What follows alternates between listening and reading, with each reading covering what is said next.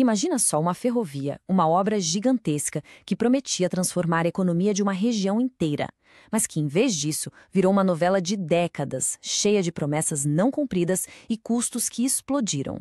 Pois é, hoje a gente vai mergulhar na história da Ferrovia Transnordestina, um dos projetos de infraestrutura mais ambiciosos e, sem dúvida, mais polêmicos do Brasil. Essa é a grande questão que a gente vai tentar responder. É uma jornada que começa com um sonho enorme de progresso, mas que esbarra numa realidade, numa realidade cheia de obstáculos, prazos perdidos e umas reviravoltas que parecem coisa de filme. Então, bora seguir os trilhos dessa história para entender como a gente chegou até aqui.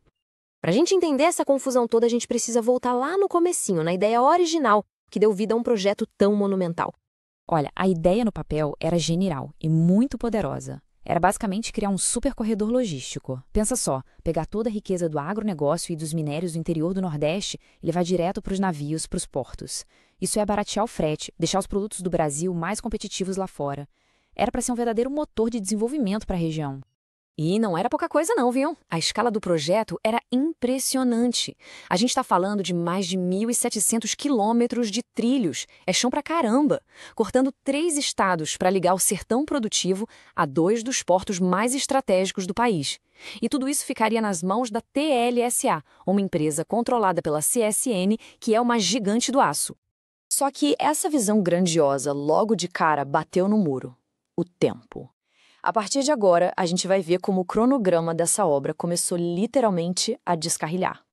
Essa linha do tempo aqui resume bem o drama.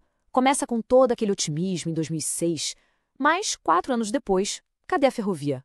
O primeiro prazo, de 2010, foi para o espaço. Aí vem o segundo prazo, que também não deu em nada. E o golpe mais duro vem em 2017, quando a torneira do dinheiro público fechou. O ponto final dessa fase toda só veio em 2022 com uma mudança radical no projeto, quase 20 anos depois do início. Olha aí, preto no branco. A promessa feita lá no lançamento era essa, cheia de certeza. A ferrovia seria uma realidade em apenas 4 anos. Só que a realidade foi um pouquinho diferente.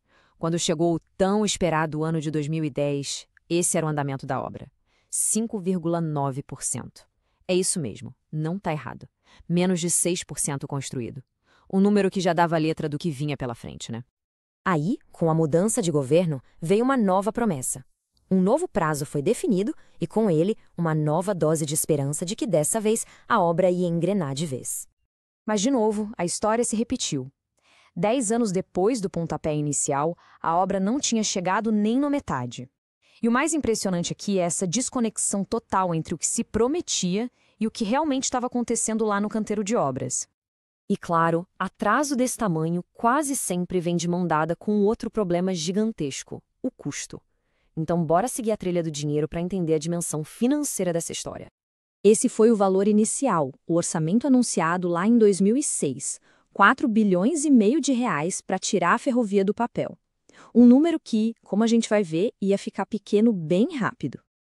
Agora se prepara, porque é aqui que a coisa fica maluca. Olha só a escalada dos custos. Em 2016, com a obra na metade, já tinham gasto mais de 6 bilhões. Quase 2 bilhões acima do orçamento original. E para terminar tudo, a estimativa já passava dos 11 bilhões de reais. 11. E essa grana toda vinha de onde? Então, apesar da obra ser uma concessão privada da CSN, a maior parte do dinheiro era público. Vinha de fundos de desenvolvimento regionais de bancos estatais como o BNDES e o Banco do Nordeste. Ou seja, era dinheiro nosso. E aqui a história tem uma virada crucial. O TCU, que funciona como fiscal das contas do governo, entrou em campo. Ele percebeu que a conta não estava fechando. O dinheiro estava saindo muito mais rápido do que os trilhos estavam sendo colocados no chão. O resultado, o TCU mandou suspender os repasses de dinheiro público. E a obra basicamente congelou por anos.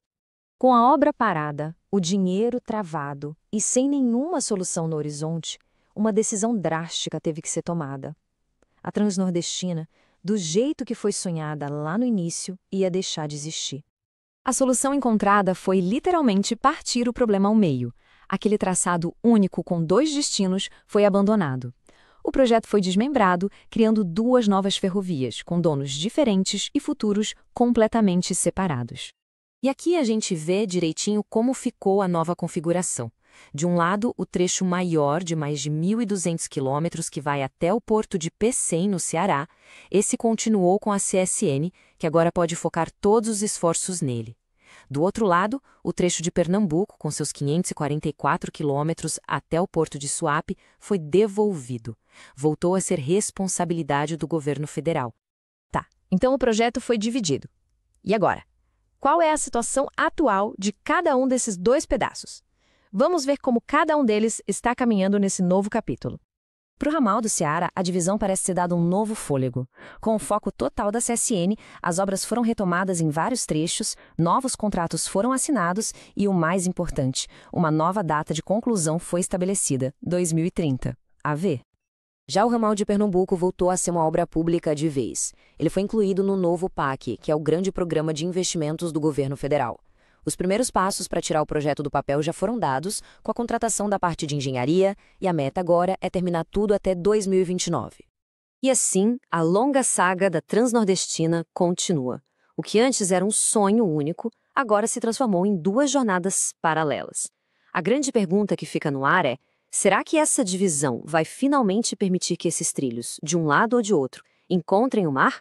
Bom, só o tempo e provavelmente mais alguns bilhões vão poder nos dizer.